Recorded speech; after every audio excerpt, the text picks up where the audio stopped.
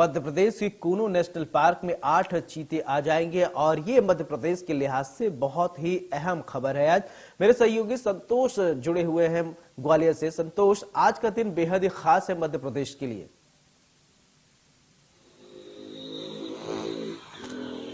सौरभ, आपका कहना बिल्कुल सही है। मध्य प्रदेश का दिन इसलिए भी आज खास है, एक तो भारत के प्रधानमंत्री नरेंद्र मोदी उनका जन्म दिवस है और मध्य प्रदेश के अलावा बीजेपी के जितने भी नेता हैं सेवा पखवाड़ा बना रहे हैं।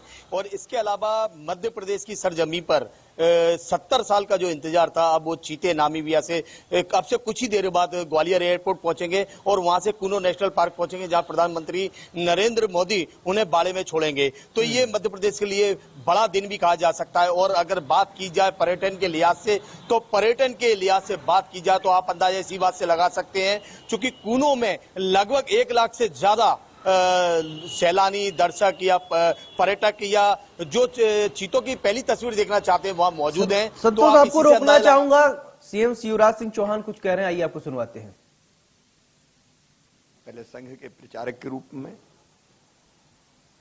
उसके बाद फिर भारतीय जनता पार्टी के संगठन मंत्री के नाते उन्होंने अद्भुत और अद्वितीय काम किया, लेकिन काम देश के लिए था। फिर गुजरात के मुख्यमंत्री के नाते उन्होंने विकास का एक नया मॉडल खड़ा किया, जो गुजरात मॉडल के नाम से आज सारे देश में जाना जाता है। एक राज्य कैसे चौतरफा विकास कर सकता है सभी दिशाओं में, चाहे इंफ्रा का क्षेत्र हो, चाहे शिक्षा हो, स्वास्थ्य हो, खेती हो, महिला सशक्तिकरण हो, गरीब कल्याण हो।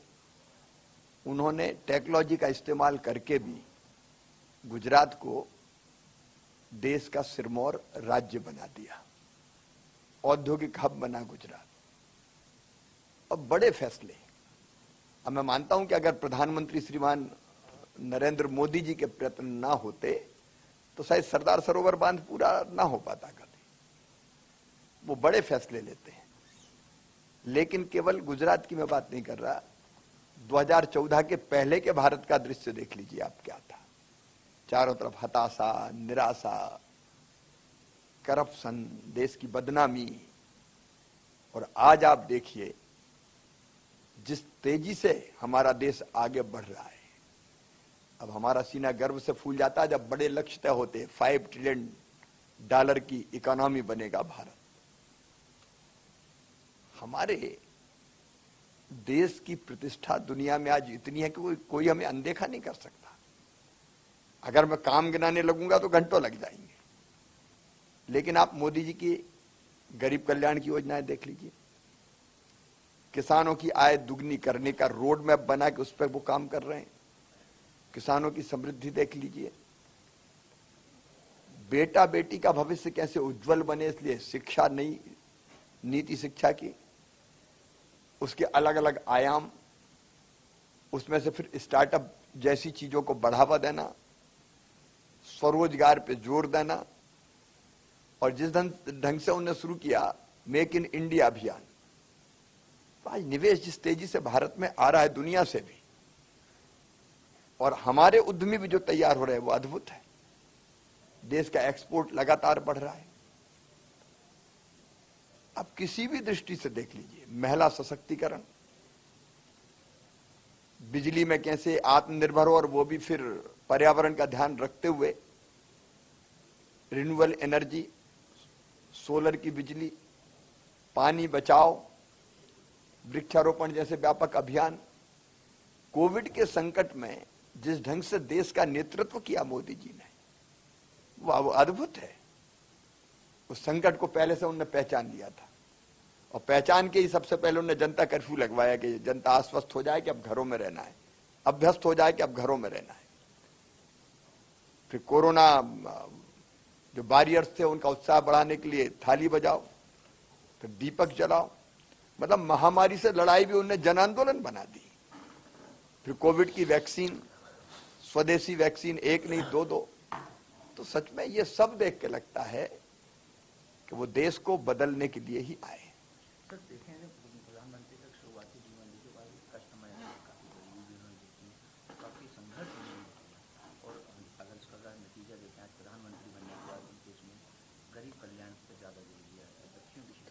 उन्होंने गरीबी देखी, चाय बेची है उन्होंने, तो गरीबों की तकलीफ जानते हैं, दर्द जानते हैं।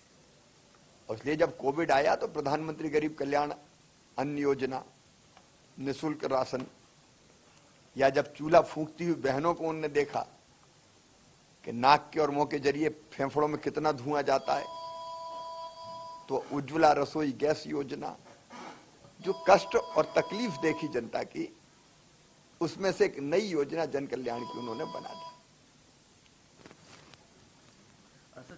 नहीं, अगर देखें प्रधानमंत्री का, जैसे आपने कोविड का जिक्र किया, तो कोविड की महामारी एक संकट था, विश्वव्यापी संकट था, कई बड़े बड़े विकसित देश थे वो हिल गए थे, और इसमें भारत ने खुद को संभाला, प्रधानमंत्री ने खुद को।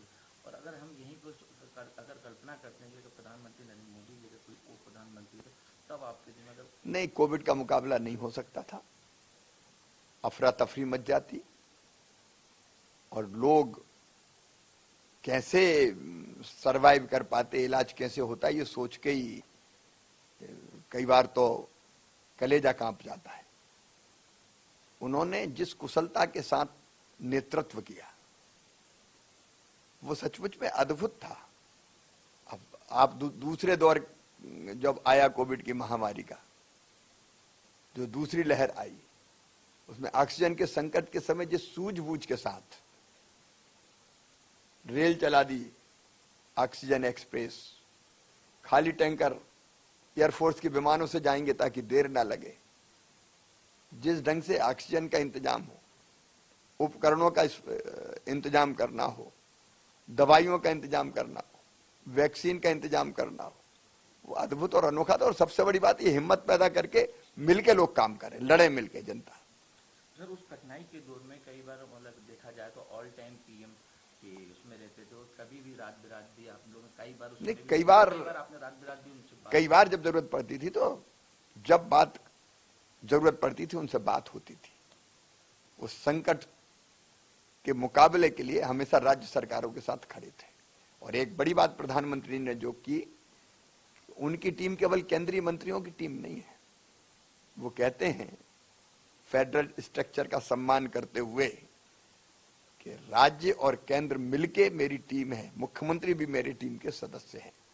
इसलिए जब कभी कोई संकट आता है किसी राज्य पे, तो सबसे पहले वो राज्य प्रधानमंत्री जी को अपने साथ खड़ा पाता है, हिम्मत देने के लिए और सहायता देने के लिए। सर इससे पहले भी आप मुख्यमंत्री जब रहे हैं, जब केंद्र में दूसरी सरकार की प्रधानमंत्री दूसरे थे, उस समय और इस समय अगर हम बात करें, अगर तुलनात्मक भी करें कि व्यक्तिगत तौर पर, नेतृत्व की क्षमता के तौर पर किस तरीके से आप अलग देखते हैं, क्या कुछ खास? देखिए, पहले के जो प्रधानमंत्री थे वो फैसला नहीं करते थे। जब भी हम कोई समस्या लेके जाते थे तो यही कहते थे कि इस मामले को मैं ग्रुप ऑफ मिनिस्टर्स में भेजूंगा, जीओएम में जाएगा। तो हमारी समस्या का समाधान ही नहीं होता था। कोई चीज आपने ग्रुप ऑफ मिनिस्टर्स में भेज दी तो कितने दिन बाद बैठक होगी, कब फैसला होगा। लेकिन मोदी जी के पास हम जाते हैं तो फैसला तत्काल होता है। कई बार जिस मुद्दे पे हम बात करते हैं, हम लौट के आते हैं, उसके पहले हमारे पास पीएमओ से फोन आ जाता है। तो ये त्वरित निर्णय लेने की क्षमता, अगर समस्या समझ में आई तो समाधान सामने।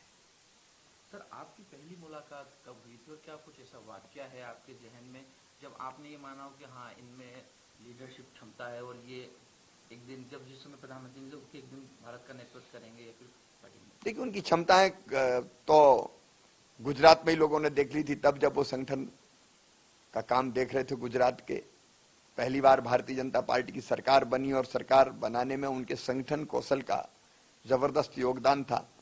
जब केशुभाई पटेल जी मुख्यमंत्री बने थे तो उनकी वो क्षमताएं लीडरशिप की तो सबने देखी थी। लेकिन मेरा पहला संपर्क आया उनसे जब श्रद्धेय डॉक्टर मुरली मनोहर जोशी जी ने राष्ट्रीय अध्यक्ष रहते हुए एकता यात्रा निकाली थी। एकता यात्रा कन्याकुमारी से लेकर श्रीनगर के लाल चौक में भारत मतलब हमारा राष्ट्रध्वज तिरंगा फहराने के लिए, क्योंकि वहां उस समय तिरंगा फहराना चुनौती थी। उस यात्रा के वो प्रभारी थे। मुझे बनाया गया केसरिया वाहिनी का प्रभारी, जो युवाओं को उस यात्रा से जोड़ने का काम करेगी।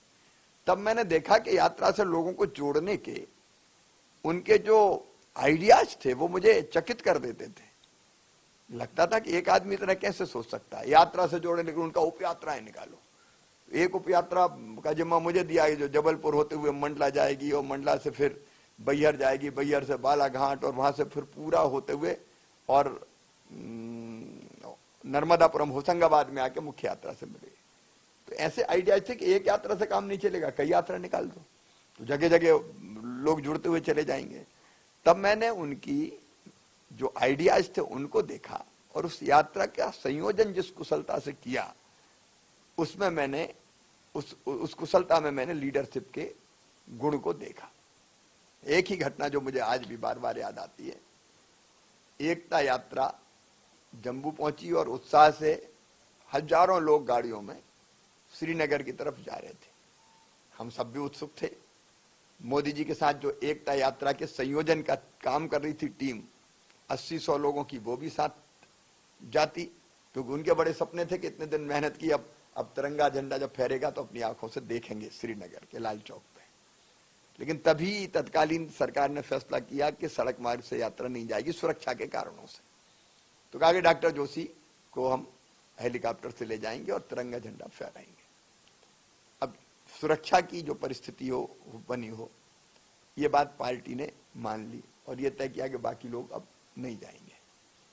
तो डॉक्टर जोशी गए, मोदी जी भी साथ में गए, राष्ट्रध्वज फहराया गया और लौट के फिर जम्मू में सभा हुई। सभा में बोलते बोलते मोदी जी ने जब वर्णन किया कि मेरे साथ इतने लोगों ने इतने दिन और रात काम किया इस यात्रा को सफल बनाने के लिए, और उनके मन में केवल एक ही चाहत थी कि श्रीनगर में लाल चौक पर तिरंगा झंडा फहरते हुए देखें, लेकिन वो नहीं जा पाए। रात भर वो बैठे बैठे रोते रहे और ये सुनाते सुनाते खुद मोदी जी का गला रुंध गया और आंखों से आंसू की धारा फूट पड़ी। तब मुझे लगा कि कितना संवेदनशील हृदय है उनका। कई बार ऊपर से दिखते हैं तो ऐसा लगता है जैसे कठोर हैं, लेकिन अंदर जितना संवेदनशील हृदय है वो मेरे लिए कल्पनातीत था।